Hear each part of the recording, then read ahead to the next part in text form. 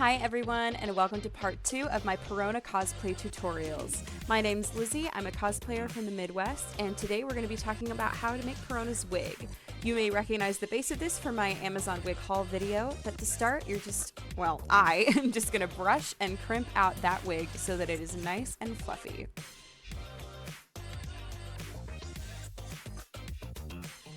I see people ask a lot, why do people crimp their cosplay wigs? I find it's a lot more helpful to keep it from tangling, and it also makes it nice and fluffy and a little more receptive to styling. Once you've got it all crimped, you're just going to cut off the skin part, because you don't want that, and then chop it all off to turn into wefts. To make the helmet, you're going to glue polyester batting directly to that cap. That's why I have a plastic bag over the wig head itself, because I don't want to glue it directly to the head. And then once you have that all covered up, you're going to use a heat gun to really shape it. The heat and the polyester work together to melt into a solid hat, basically. To add structure and help with the ponytails themselves, I take a thick plastic headband and position that where I want it to be, marking on my own head where that falls comfortably using a Sharpie, and also marking out where I want the bangs in the part to be. This is just kind of mapping it for later. For the ponytails themselves, I'm using styrofoam balls, which are held onto the headband using roofing nails, and I'm figuring out where they need to go by using the crown as kind of a measurement of distance. Then I'm just covering that headband with more of the batting. That just keeps it in there securely so that it won't move around or fall apart when I'm wearing the wig, and will help the wig stay on my head because of the structure of the headband. I'm using the water bottle method to make sure that I can take the ponytails on and off of the wig for easy storage, and I wanted to make sure that they would fit around the little flowers that I made. I'm just gluing the top of the water bottle around the styrofoam ball, and then the cap of the water bottle is attached directly to the wig itself. I tried to add a part in the structure of the helmet itself. That didn't go quite as well as I wanted, but then I just started gluing the wefts that I made into that part. I used hot glue for this, and that wasn't ideal, but it was the only kind of glue that I had available to me at the time. It looks fine, I guess. It's really chunky. It's not really what I wanted, but it works.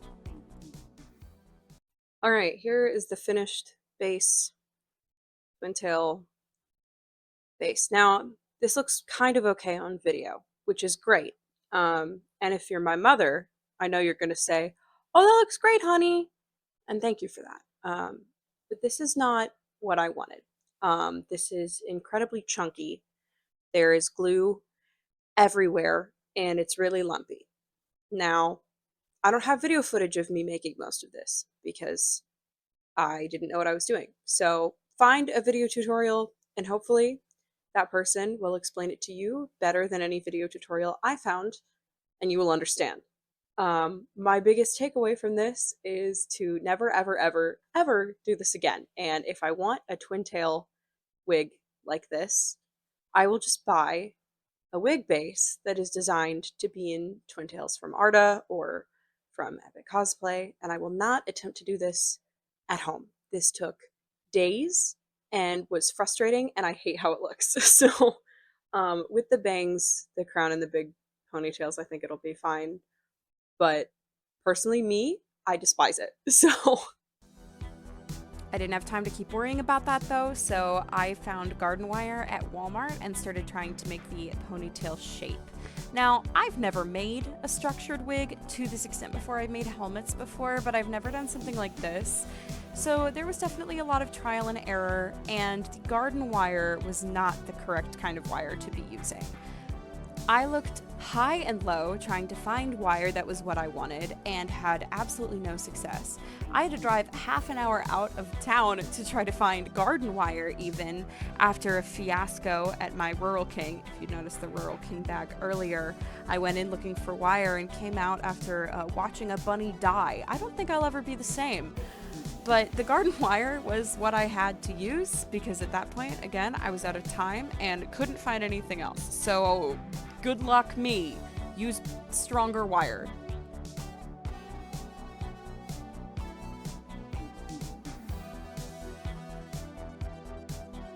Once I had a shape that was the general vibe I was going for, I covered it in masking tape so that it would hold that shape and I could glue the hair directly to the outside.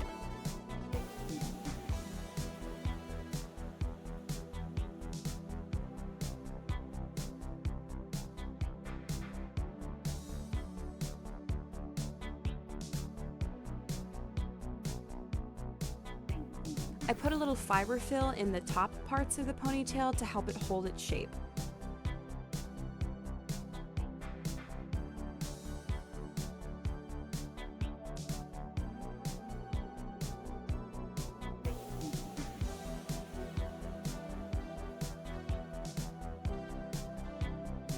Once I had the skeleton ready, I covered it with more of the polyester batting so that the hair would have something to really grip into once I glued it on.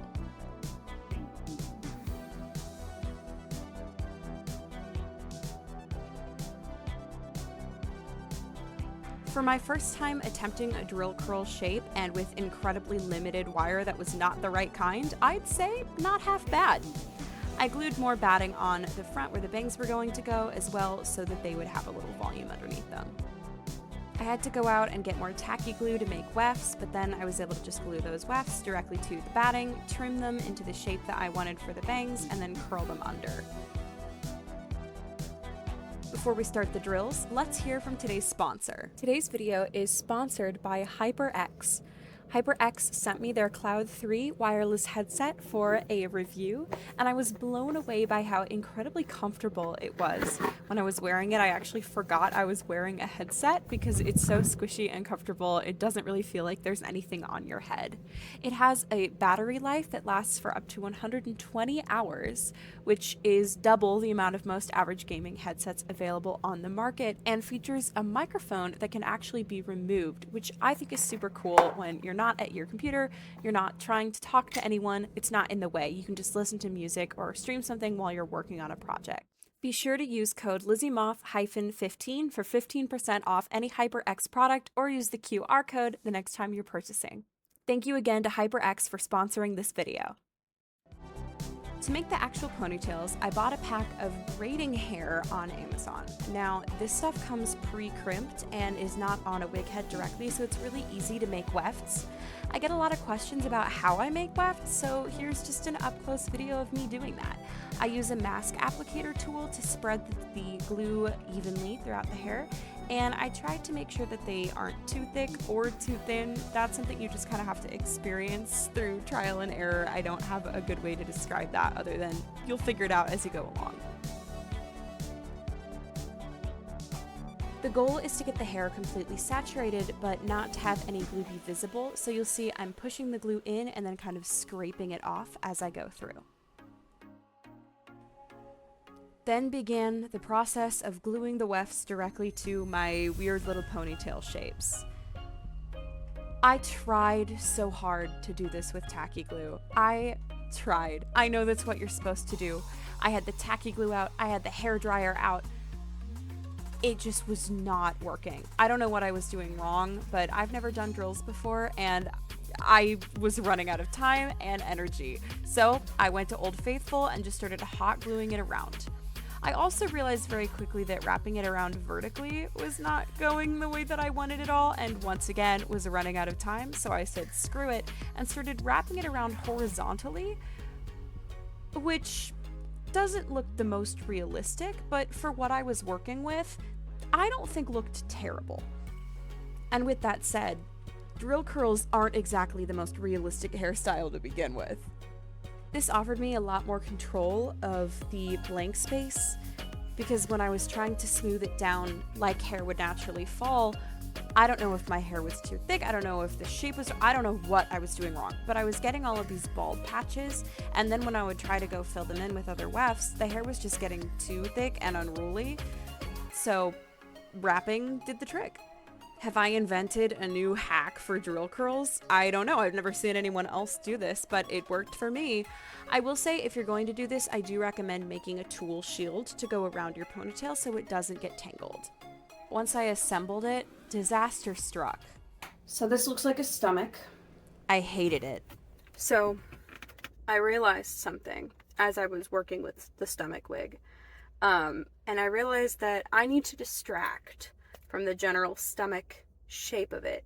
And that inspired me to run to Hobby Lobby. Ew. I don't like Hobby Lobby, but it's the only craft store left where I live. So I ran to Hobby Lobby, and 15 minutes before the store closed, I acquired chunky pink holographic glitter.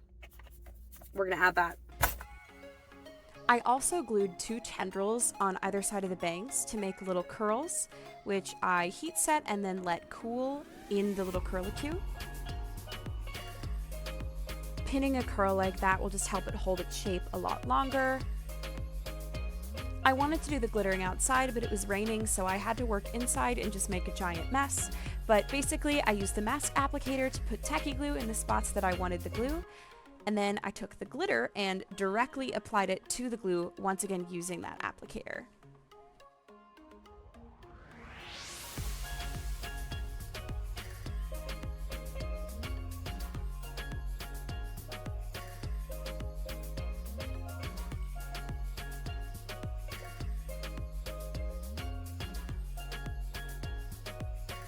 I did this on the ponytails as well as the bangs and used some Got2b and some glitter hairspray to finish the whole thing off.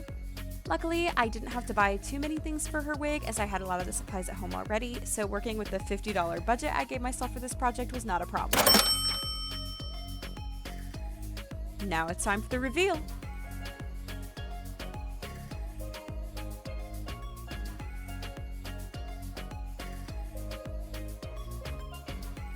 It's not perfect, but I think it works pretty well for my first time.